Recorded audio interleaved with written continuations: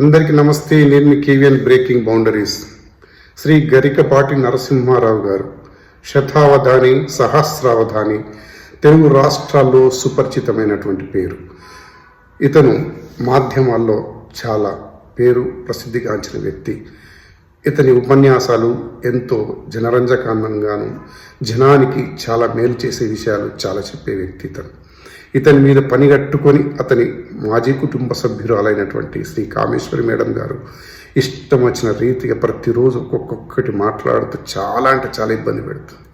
కానీ మేడం గారు, మీరు 30 సంవత్సరాల క్రితం మీ జీవితంలో జరిగిన సంఘటన ఇప్పుడు మీరు గుర్తు చేసి ప్రజల్లోపటికి ఎందుకు రావాల్సి వచ్చిందో అని ఒక్కసారి ఆలోచిస్తే, ప్రజలు ఏం అమాయకులు గారు, ప్రజలకు కూడా అన్నీ తెలుసు.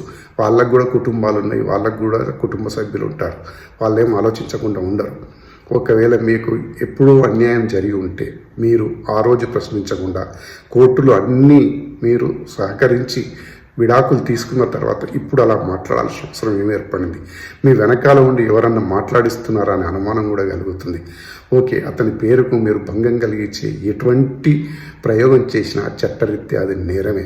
ఎందుకో తెలుసా? మీరు అతని కుటుంబ సభ్యురాలు కాదు, మీ పిల్లలే మిమ్మల్ని కాదనుకుంటారు. అటువంటి విషయంలో మీరు ఆలోచించకుండా ఏదేదో ప్రతిరోజు ఏదో మార్పు తెస్తున్నట్టుగా మాట్లాడుతూ ఉన్నారు. అతన్ని ఏదో విషయంలో మీరు దూషిస్తూనే ఉన్నారు. అది సమంజసం కాదు. మీ పద్ధతి మార్చుకోండి.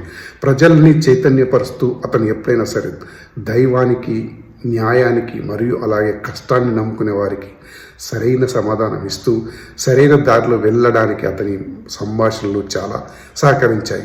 అటువంటి వ్యక్తిని లేనిపోని విషయాల్లో అభండాలు వేసి మీరు తప్పుడు సమాచారం ప్రజలకు అందియాల్సిన అవసరం ఏమీ లేదు.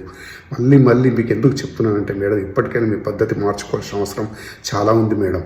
మీకు ఒకవేళ బాధ కలిగి ఉంటే మేము మీకు క్షమించమని అడుగుతున్నాం. ఎందుకో చెప్పన్నా, ఒక్క విషయంలో మీరు మాజీ సభ్యురాలు, మీకు జరిగినటువంటి సంఘటన ఆ రోజు ప్రశ్నించకుండా ఇప్పుడు ప్రశ్నిస్తున్నారు. ఒక్కటి విషయం గుర్తుపెట్టుకోండి, మీరు మాట్లాడిన విషయాలలో ఒకటి తప్పుడు మాట కూడా మాట్లాడుతున్నారు. స్త్రీకి స్వతంత్రం కావాలన్నావు, ప్రేమ కావాలన్నావు, అనురాగం కావాలన్నావు, అనుబంధం కావాలన్నావు, అలాగే రక్షణ ముఖ్య అవసరం అన్నావు. మేడం, అన్ని స్వేచ్ఛలు దొరికిన తర్వాత రక్షణ ఇవ్వడం ఎవరి వల్ల కూడా కాదు. ఎందుకంటే నువ్వు ఎక్కడ వెళ్తావో, ఎలా ఉంటావో, ఎవరితోని స్నేహంగా ఉంటావో ఎవరు గుర్తించి నీకు రక్షణ కల్పించేంత సమయం కానీ లేకపోతే అంత బలశాలి కానీ ఈ కలియుగంలో ఉన్నట్టయితే నాకు కనపడలేదు మేడం. మీరు ఏదేదో మాట్లాడుతూ ప్రజల్ని తప్పుదోవ పట్టించినట్టుగా అనిపించింది. ప్రజలు కూడా ఎవరు నమ్మకండి కూడా. ఈ విషయాలలో జాగ్రత్త వహించండి. ఒకరి జీవితాన్ని పాడు చేయాలని మనం చూస్తే మనమే పాడైపోతాం. ఆ విషయాన్ని గుర్తుపెట్టుకోవాల్సిందిగా నా మనవి.